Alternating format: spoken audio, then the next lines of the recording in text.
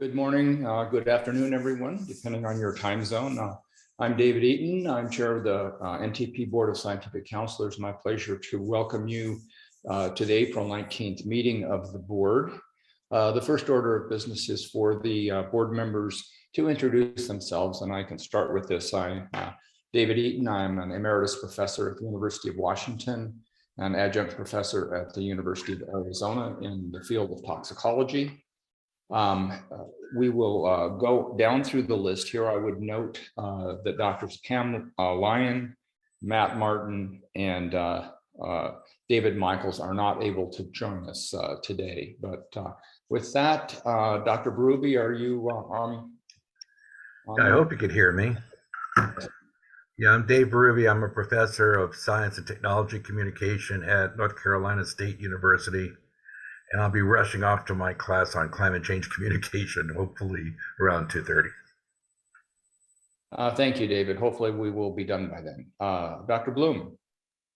Yes, Eric Brom. I'm Vice President of Development Biological Sciences at AbbVie, located in Chicago. Thank you. Wei Shui, Dr. Chu. Hi, I'm Wei Shui Chu. I'm a professor at Texas A&M University in the area of computational toxicology and risk assessment. Thank you. Dr. Felter. Hi, I'm Susan Felter. I'm a research fellow in Procter & Gamble's Central Product Safety Organization. Thank you. Dr. Gray. Hello, I'm Kathleen Gray. I'm a research associate professor in the UNC Chapel Hill Institute for the Environment, and I lead the Center for Public Engagement with Science there as well. Thank you. And as I indicated, Dr. Lyon and Dr. Martin are not with us today. Dr. Payne Sturgis. Great. Hope everyone can hear me. Good afternoon. I'm Devin Payne Sturgis, Associate Professor at the University of Maryland School of Public Health, and I focus on environmental health disparities and children's environmental health. Thank you. And Dr. Rusi. Hi, I'm Mark Rusi. I'm a professor of medicine and epidemiology at Yale, and my focus is occupational and environmental medicine. Thank you. Dr. Ryan. Hi, I'm Ann Ryan. I'm a toxicologic pathologist at Act 5 Ventures in Kerrville, Texas. Thank you. Dr. Singlo. Hello, Vina Singla. I'm a senior scientist with the Natural Resources Defense Council in the Healthy People and Thriving Communities program based in San Francisco. Thank you. And Dr. Tilton. Hi, I'm Susan Tilton. I'm an associate professor at toxicology in the Department of Environmental and Molecular Toxicology at Oregon State University. All right. Well, thank you. So I'm pleased to have most of the board with us today. Now I'm going to turn this over back to Mary, but first, I guess we have some DNTP staff. Dr. Wojcik is not able to join us today, but Dr. Berridge, are you available and able to introduce yourself now? I'm here, Dave. Good afternoon, everybody. I'm Brian Berridge. I am the Scientific Director for the Division of the National Toxicology Program. Thank you, Brian. Dr. Wolf. I'm Mary Wolf. I'm the designated federal official for the board and located in the Division of National Toxicology Program at NIEHS. Thank you. And we have two of our liaisons with us, Dr. Goncalo Gamboa de Costa.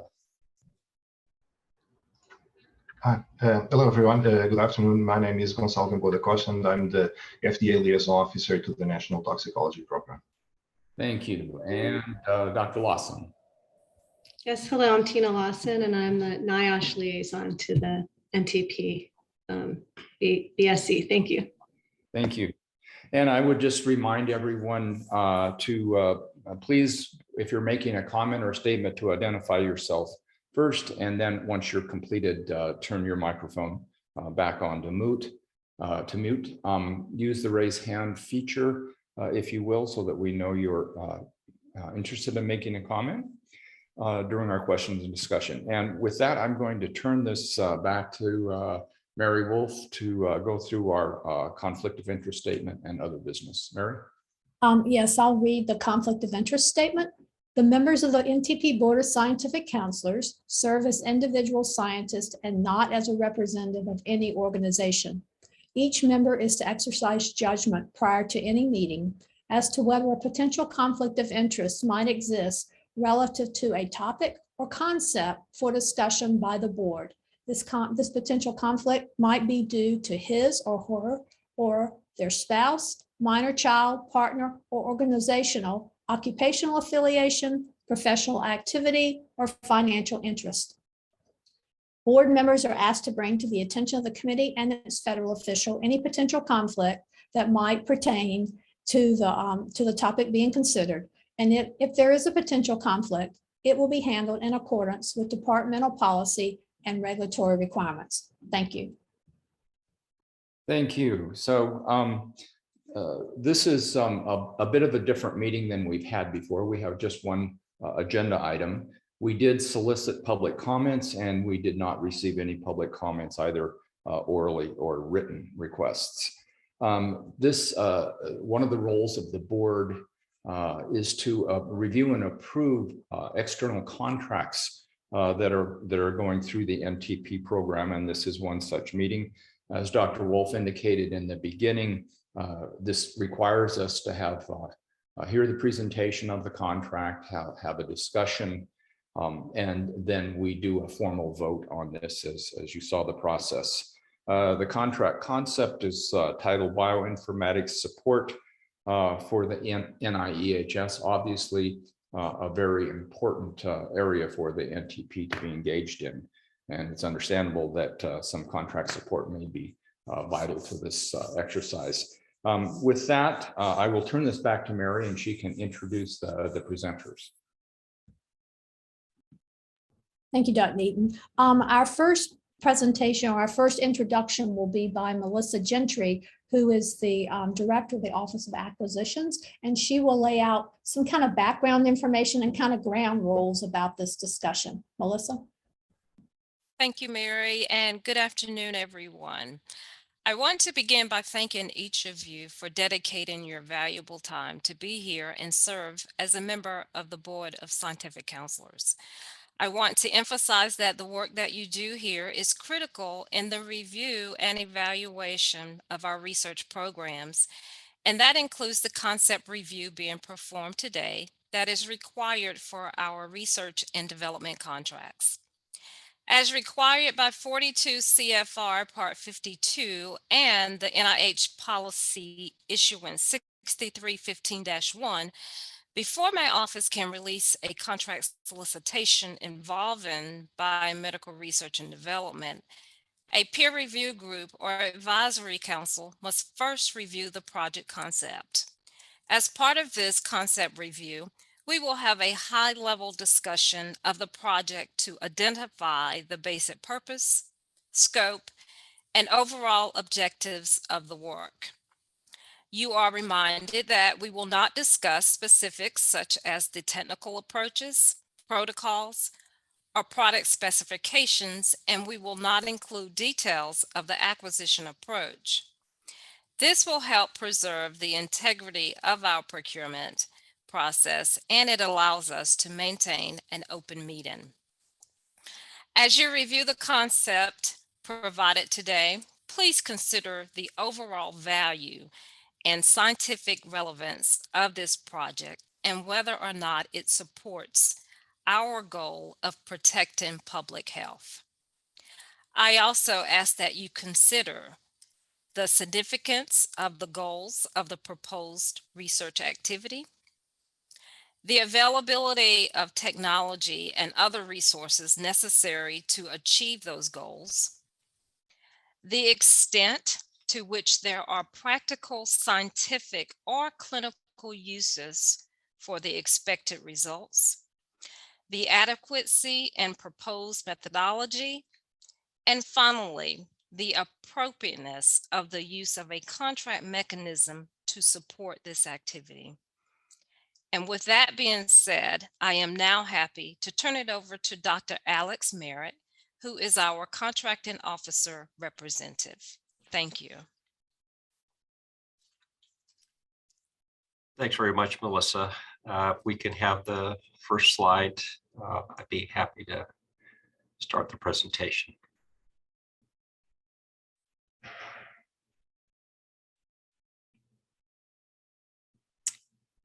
Okay, I'm Alex Merrick. I am the core for the current contract, the contract representative. And I am also the acting branch chief, the mechanistic toxicology branch within the DNTP. And before I begin, I want to express my appreciation for the guidance and assistance from the OPO for helping prepare this presentation.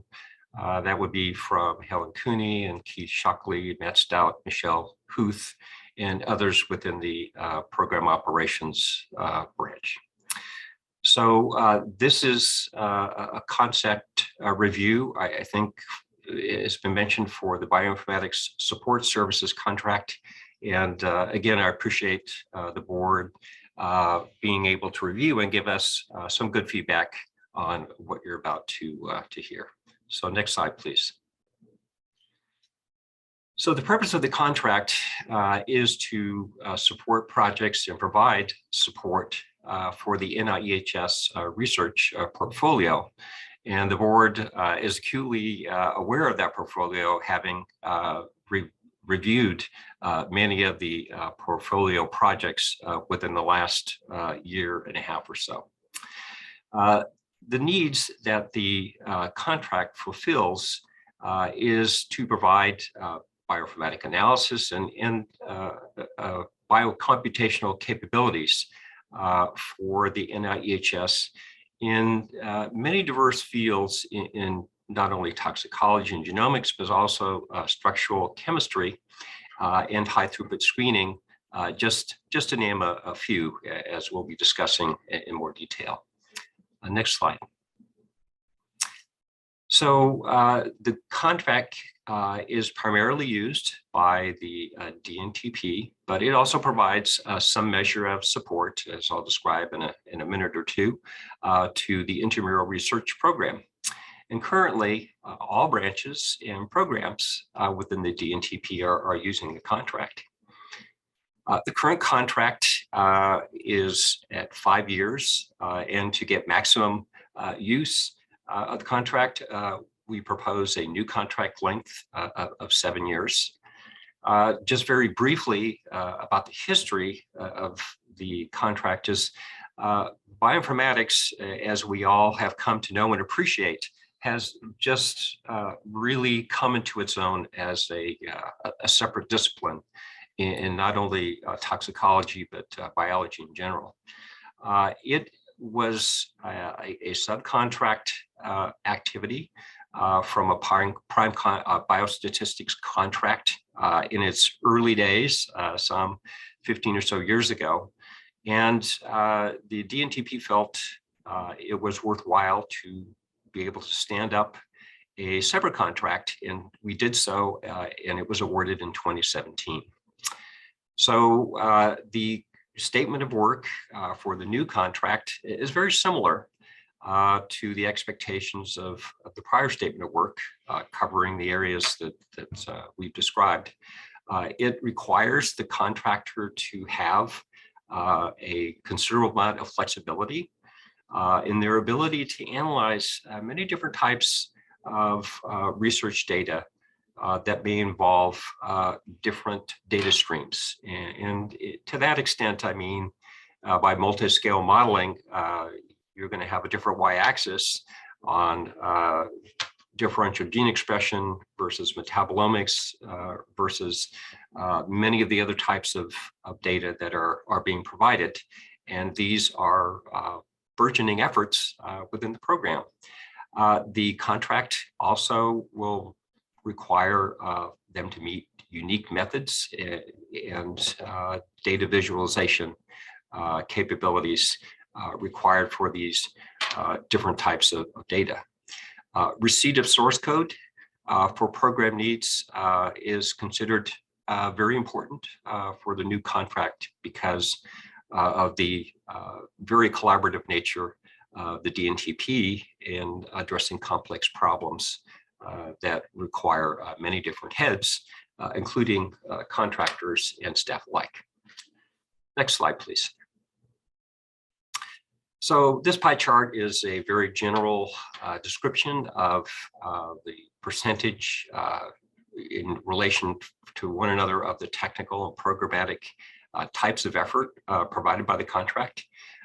We, as I mentioned, have a historical basis in omics analysis, everything from genomics to transcriptomics, metabolomics, proteomics, and the like. Many of these data find their way into computational models. There is a certain apportionment of chemoinformatics that we'll talk about in a few more minutes that is being performed by the contract.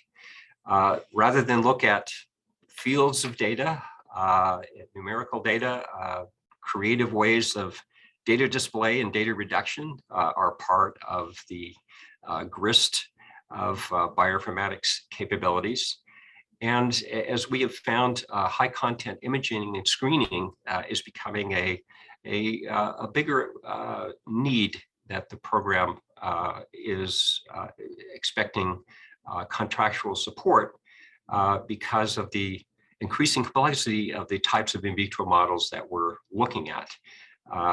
When you're looking at spheroids, just one plane of data is not going to be enough. You need to be able to cut through the Z-stack and to be able to collectively assimilate all of the types of data outputs that they can be provided.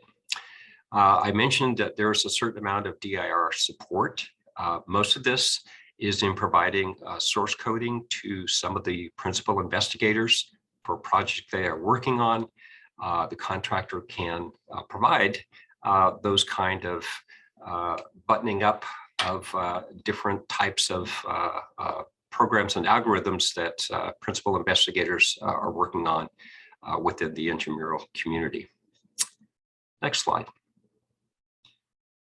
So I wanted to break apart the pie just a little bit to talk with a little bit more specificity about some of the capabilities that the contract can provide.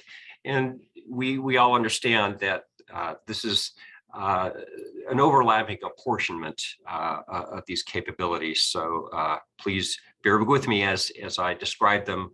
They're not necessarily just restricted to one domain or the other. So in terms of omics analysis, we all appreciate the really expanding universe of sequence data that is out there that has really changed our lives and the way that we look at organisms in response to environmental stressors. So data analysis can come from next-gen sequencing data at whole genome sequencing level, epigenomics for DNA methylation, histone modification, and such. These are large data sets that we need contractual help to be able to analyze. As part of that, transcriptomics and toxicogenomics have been with us for some time.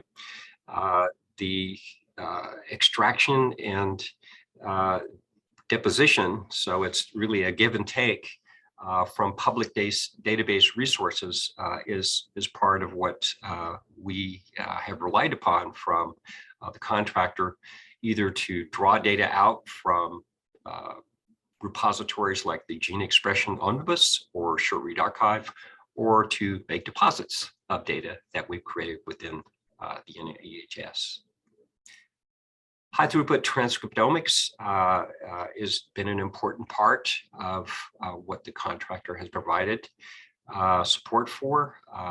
The S1500 platform actually originated from the NTP in collaboration with one of our vendors. The contractor was able to help get that platform together. S1500 just means it's an abbreviated portion of the transcriptome and extrapolation out to the rest to make the biggest bang for the buck. In vitro image analysis is becoming an important part of what we're expecting support for from the contractor. These involve not just being able to look at a cellular level, but also cell painting, looking at subcellular morphology to get a better idea of what organelles might be affected by certain toxicants or environmental contaminants. I mentioned that there's a fair amount of QSAR and read across to fill in data gaps for chemicals that are related, but we don't have complete information for.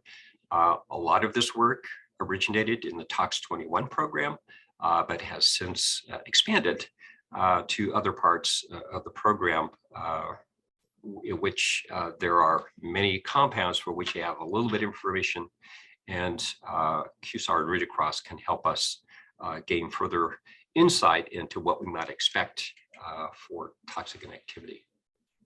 Next slide, please. Finally, in terms of computational modeling, this has become an increasing area of importance that we rely upon the contractor for support. This involves machine learning, in which you provide a sample data set, and then you can provide other data to be able to learn more about it in an iterative fashion.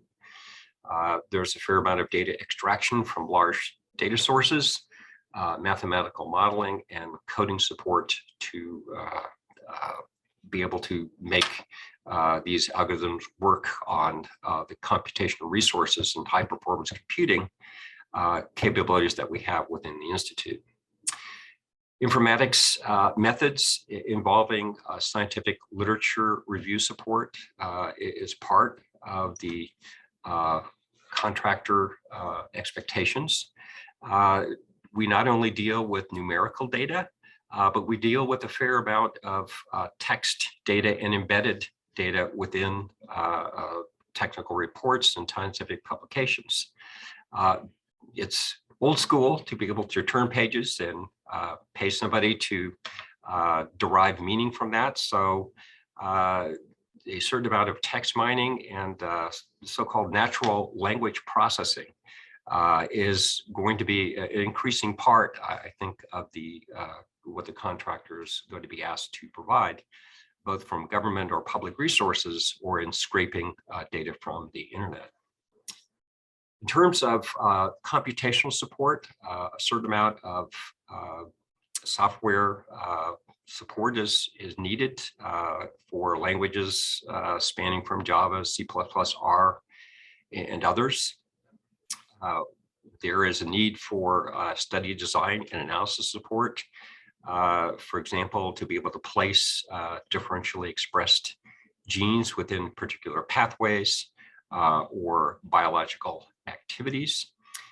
And ultimately, there is really a need in the program for publication and meeting support to be able to help organize data for peer-reviewed publication, for DNTP technical reports by means of figures, graphs, and tables.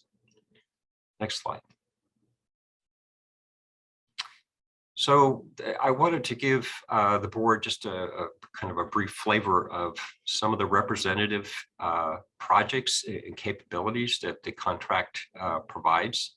BMD Express benchmark dose analysis is being widely used, and that emanated from this contract, as well as support for other databases such as Drug Matrix, Tox21, and TG Gates.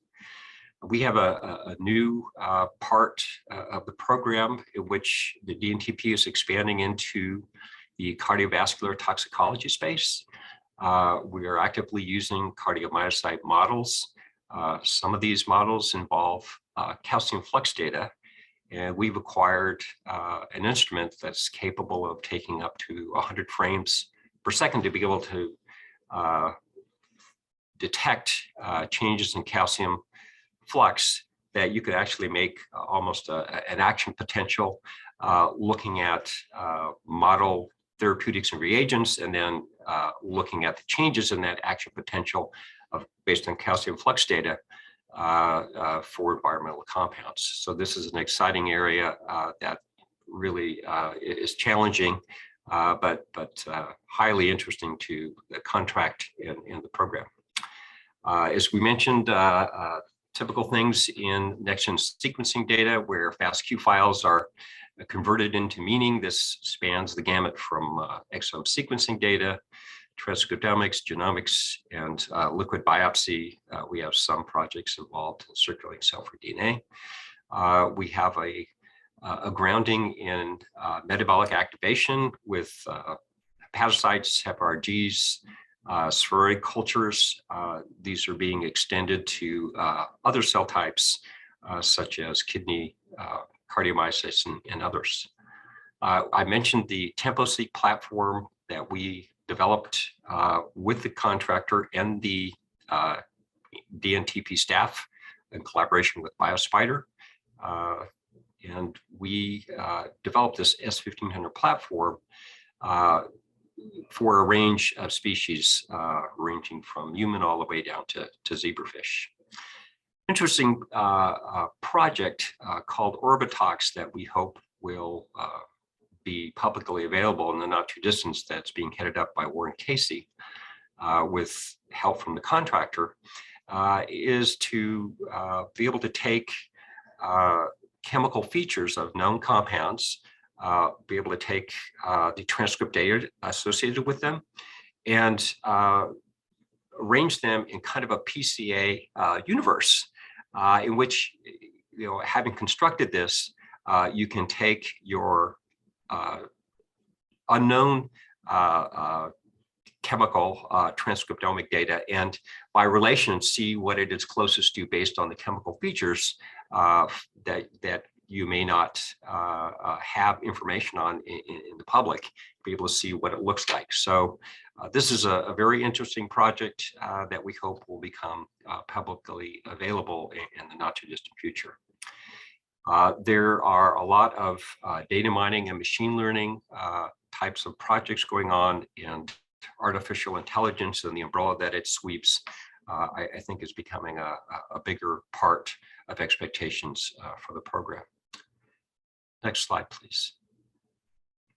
So in summary, as Mary has and Melissa have mentioned, the board has been asked to review this concept for its overall value, scientific relevance in achieving the goals of protecting public health, with the idea that some attention is given to the significance of the goals of the proposed research activity, the availability of the technology and other types of resources, the extent to which practical scientific and clinical uses of the data can be provided for the program, and the adequacy of the proposed methodologies and capabilities that you have heard about in brief, as well as the other documents that have been provided to the board.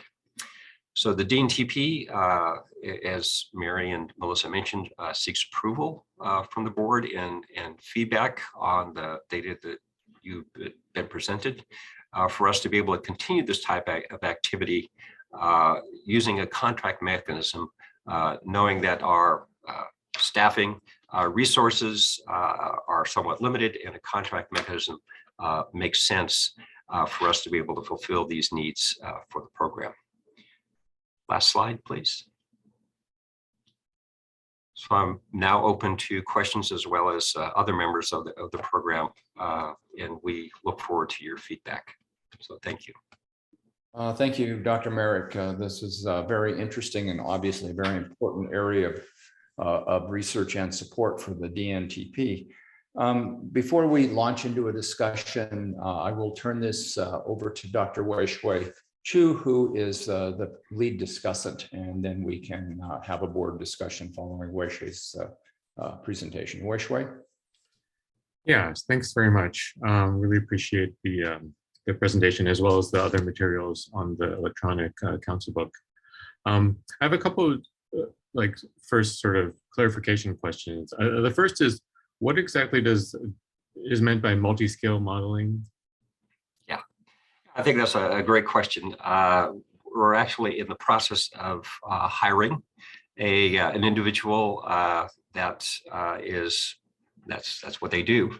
So by multi-scale modeling, I do mean, and I alluded to this briefly, using different data streams and being able to put them together to use mathematical models for prediction of chemical toxic events that you might not get just from one data stream. So for example, transcriptomics, we all appreciate it is a snapshot of transcriptional changes that has to be related to genomic changes or epigenomic changes.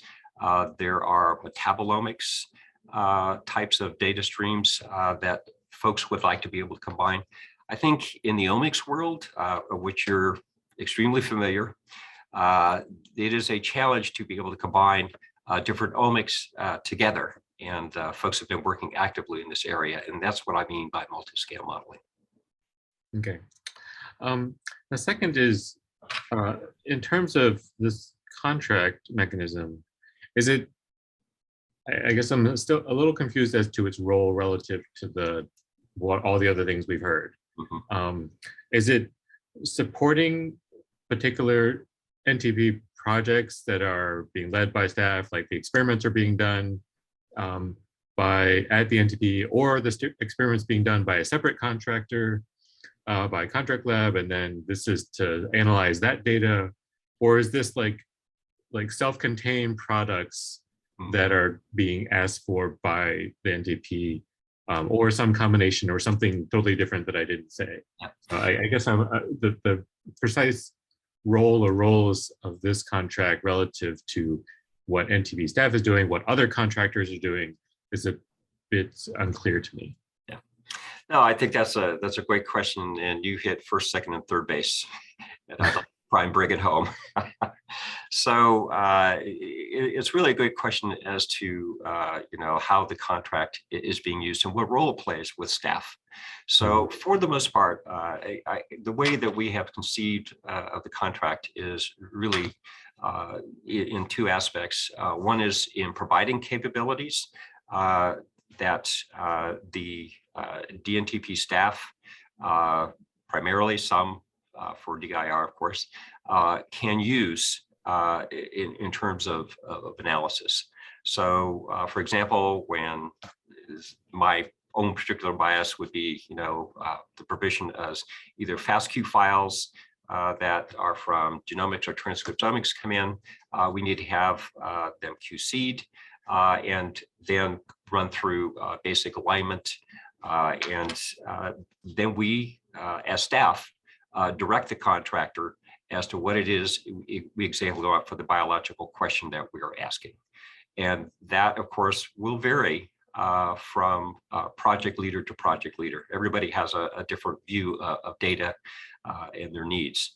The other part of it are projects. So say, for example, Orbitox, which I mentioned, that was really born out of a need for being able to take data for which we do not have information, but we have for environmental compounds, but there are other compounds that are structurally similar that we have, for example, omics data. And by chemical association, by QSAR, we said, can you make this happen?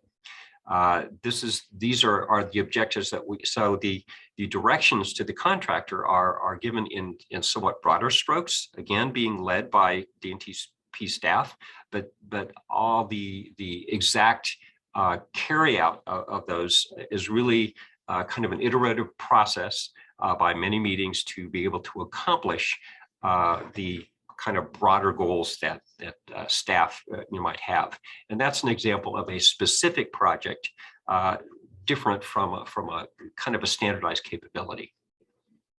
So that sort of gets on my other question related to methods application versus methods development, right? So And in the first case you're talking about is more, we know that this workflow pipeline needs to be implemented.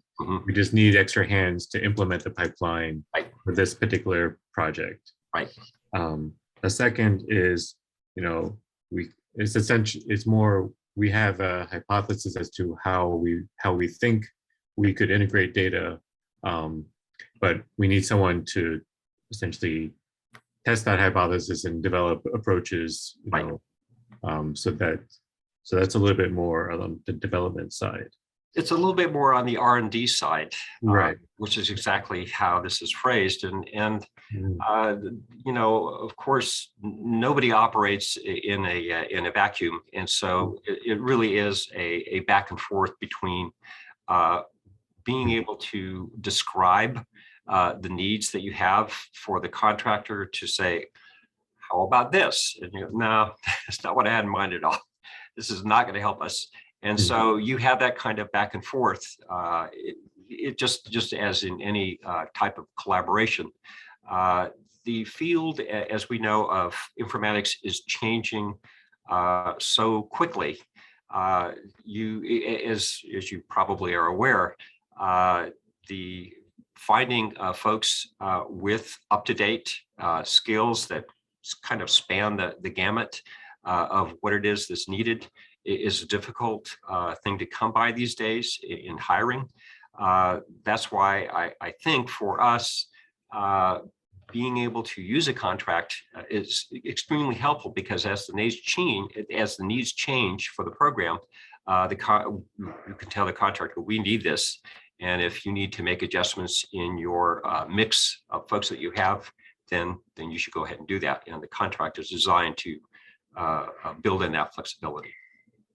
Yeah, so that gets to my other question maybe this is getting too much into the, stop me if it's getting too much into the kind of the legal issues with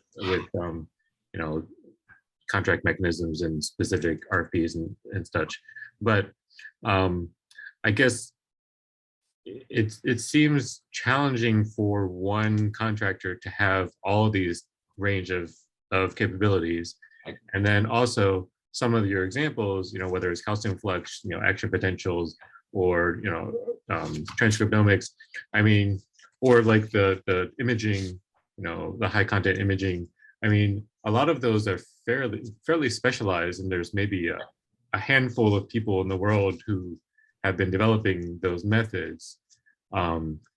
So I guess,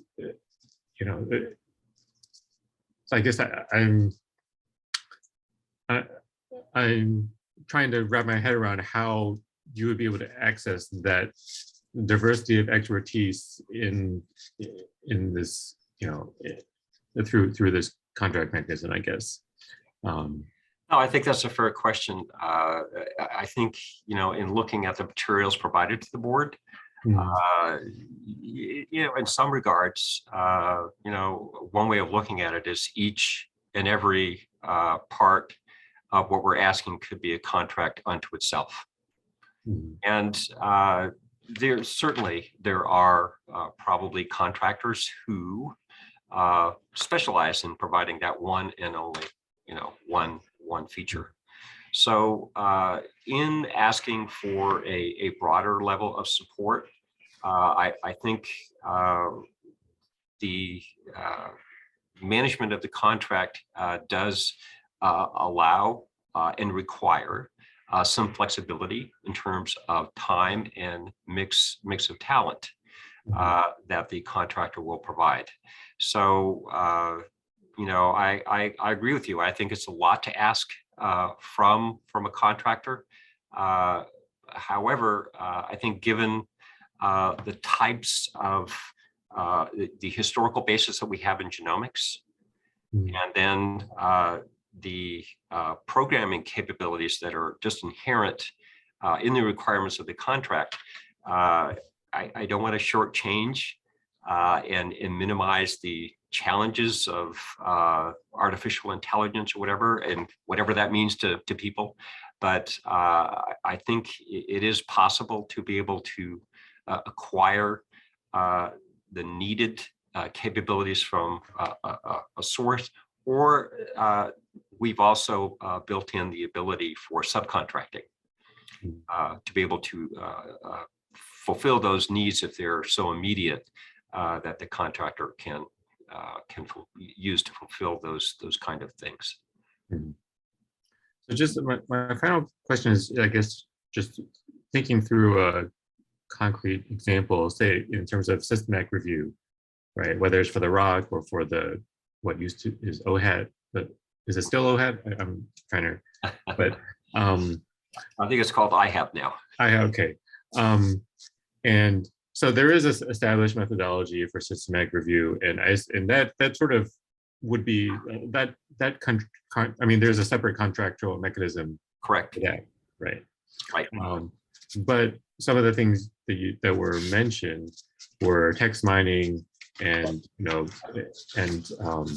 other types of. I mean, there's a whole section bullet on information mining and literature-based, machine learning-based kind of analyses. So, like, I guess paint a picture for me as to how the activities here would interact with the activities in developing the systematic review product. Like, is it more kind of a sideline in terms of we're going to maybe use some of that as a test case, or is it actually going to be kind of integrated and like where we want to actually implement this in the next ROC or in the next review of fluoride in something, right? I think it's a fair question. As you know, we have multiple contracts that sometimes have overlap. And I think this is really a great example that you pointed out, in which there is opportunities for siloing, in which we don't want to do that. But there's also opportunities for collaboration between contractors.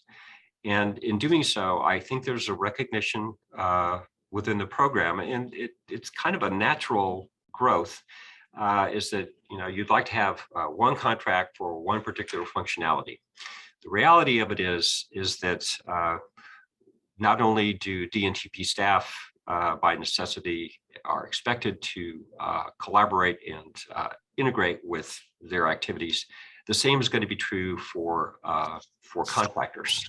And like anything else, I think the text mining and the application of artificial intelligence type of applications to make the series more automated is a challenging, not just, I think, limited to one contractor, but many, and different approaches are needed. And so we expect that the multiple contracts are going to have to put their heads together along with staff to solve some of these fascinating problems in delving through the mountains of literature out there to solve program problems. So getting to the actual review question, so significance of the goals of the proposed research activity. I mean, I think this is more support. So it's the larger goals that are significant. I mean, these are potentially significant, I think, approaches to help address those larger goals that we've been hearing about over the last couple of years. Availability of technology and other resources. It seems that that's actually part of the point here. We're trying to develop and some of those technologies and resources to achieve those goals. Practical uses. I mean, I think that third bullet is really, it's a task for the contract writer and for the staff to recognize, when things are more academic exercises versus more actually potentially applicable for use by decision makers. And then adequacy of the proposed methodology, that seems, we can't really comment on that because we don't have actual specifics at the specific methodology. But I think that's only when it includes a particular project approach, which is the case here. So I think the question in my mind is really whether a contract mechanism is appropriate, or whether some of these are more appropriate as cooperative agreements or research grants in terms of, maybe not so much on the providing capabilities for staff. But when it's a more standalone methods development project, whether that a co-op or a grant might be a more appropriate mechanism. So I think that's kind of what I'd like to maybe have the board discuss. Of course, everyone should be free to ask additional clarifying questions as well. But that's, I think, the crux of the question in terms of our discussion. Good. David, I'll turn it back to you to manage. Okay. Well, thank you, and we can certainly open this up for other questions to Dr. Merrick on this. I do have one, and I don't want to get into the weeds on any of the sort of the legal and technical aspects of the contract per se. But if I understand, Dr. Merrick, one of the things that you said was that the DNTP scientists are more or less working hand in hand with the contractor, with the opportunity to not just utilize their expertise, but potentially work with them to develop new methods and approaches to solve questions or answer questions. And on data acquisition approaches or data analysis approaches. And the question is, so you're a government agency, and the whole issue of intellectual property comes up. And I'm just curious as to, I assume that this contract has language that works out how intellectual property is developed, and that the approaches and new techniques that come out of this are ultimately open source and publicly available. I'm wondering if you could just briefly address that issue. No, I think that's a great question, David. And it is one that we've had active discussion with Melissa and her team. I think the contract will deliver what it is that you ask about within, the federal acquisition regulations, the FAR. And we've also been consulting with our colleagues up at NIH, with others in the Office of General Counsel about the question of intellectual property. So we don't want to, do anything that's not within, the FAR.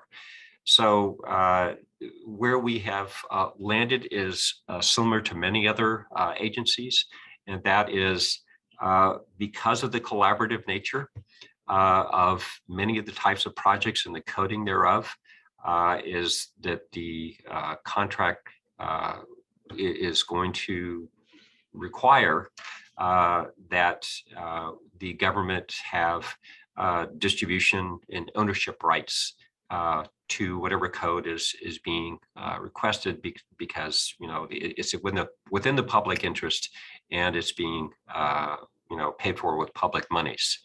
And the Office of General Counsel is comfortable with that, as long as it is clearly defined to the to the potential vendors, and they know what is requested of them. Okay, thank you. On that same topic, I don't know if you want to expand or address any of the issues that Wei Shui was raising in terms of the alternative approaches. I'd be more than happy to. So, there are lots of ways to be able to accomplish program goals. Contracts are but one of them.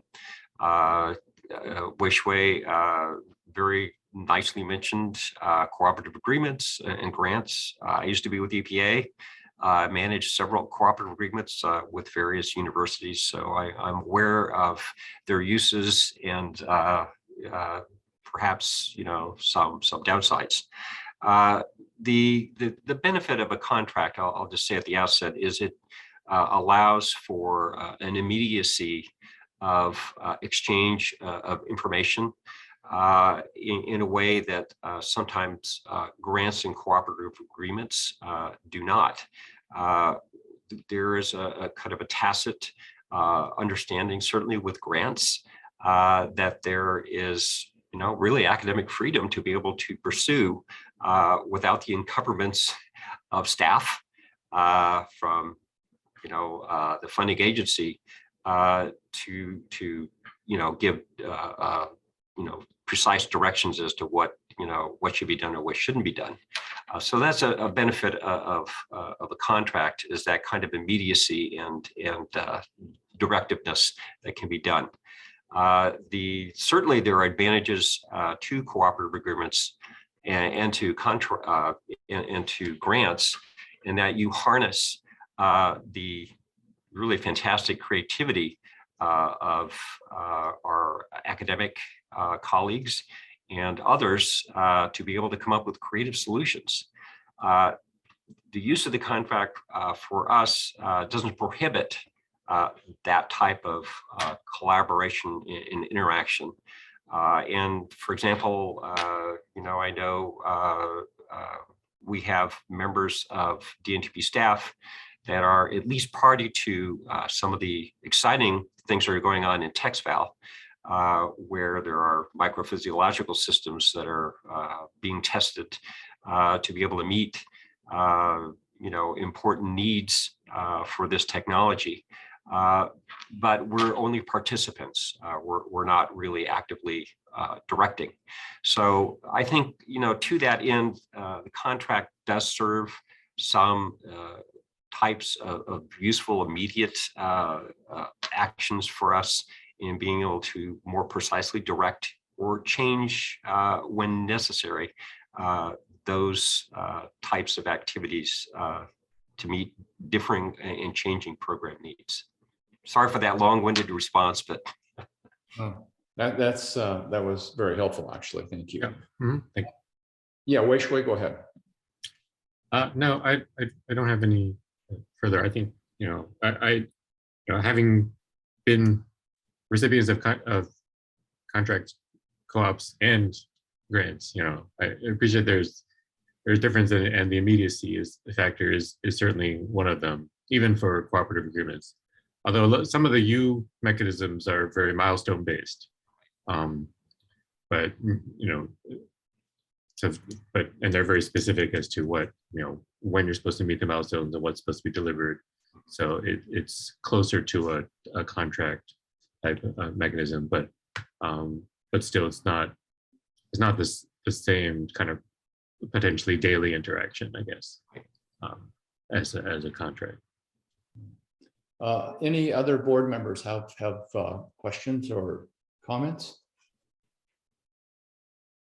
I have been perusing the raised hand function and haven't seen anything thus far.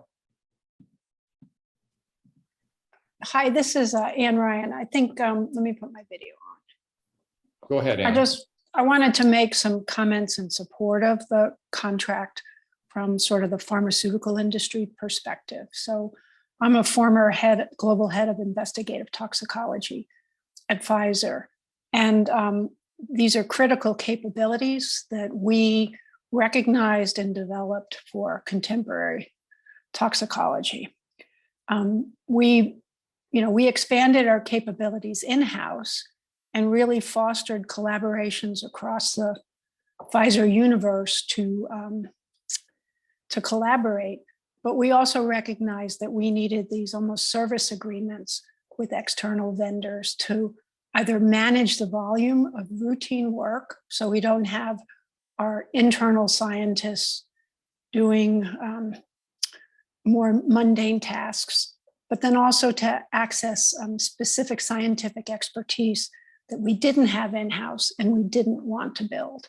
So that's the way these types of contracts, I believe, are used in the pharmaceutical industry. And so I'm very supportive of this approach. Thank you. Thank you, Ann. Other questions, comments? Not seeing any. I would simply add to what Ann said. I think that this of all of the areas in biology, the growth and opportunities in the kinds of techniques and technologies that we've heard about today are paramount importance. And certainly it's wonderful to see the NTP be at the leading edge of this in the fields of toxicology and environmental health sciences. And I would agree that I think that taking advantage of the ability of contractors who have specialized expertise is essential to the success of this. Any other final comments from anyone? Not seeing any. I would ask for a motion from the board, from someone. Can we just 1 second? Let me get up the voting sheet. Okay, all right. Thank you. I'll, being the discussant, I'll make the motion to support the use of a contract mechanism for the bioinformatics support. Second. Who was the second, please? Ruby. Oh, thank you. David Ruby, thank you, David. Okay, we have a motion to the board as to whether contract mechanism is the appropriate mechanism to support the proposed activities in bioinformatics and related areas. We will now go through and I will call on each member to cast their vote as to yes, no, or abstain. Dr. Berube? Yes. Dr. Bloom? Yes. Dr. Schweig? Yes. Dr. Filter? Yes. Dr. Gray? Yes. Dr. Michaels is absent, so Dr. Payne Sturgis? Yes. Dr. Rusi? Yes. Dr. Ryan? Yes. Dr. Singla? Yes. And Dr. Tilton? Yes. And since there's no tie, I don't have to vote. And I think that the motion passes unanimously. I'm going to turn this back now to Mary for any final business. No, I want to thank everyone very much for your preparation for the meeting today. I realize that we ask a lot of you, and even when it was for a short meeting such as this one, this is a really important area of need for us to be able to further our work through the use of contract mechanisms. So I really appreciate that. I will express appreciation on behalf of Dr. Berridge, who had to leave for another meeting, and he also appreciates the time and effort that you provide to us in serving as board members. So just a reminder, the slides from today will be posted to the meeting webpage once they're made compliant per federal regulations. There'll also be minutes from this meeting today that we always share with the board to ensure that we adequately and appropriately captured your comments before they're signed off by the chair. But again, thank you very much. We really appreciate your participation today. David? Yes, thank you, Mary. And before I close this meeting, I would like to thank Dr. Merrick for a really informative and excellent presentation on some very complex areas. So with that, I will bring this meeting to a close and declare that we are adjourned. Dr. Merrick, again, thank you for your presentation. Great. Thank you, Dr. Eaton and Dr. Chu, for your comments and for the board for their kind attention.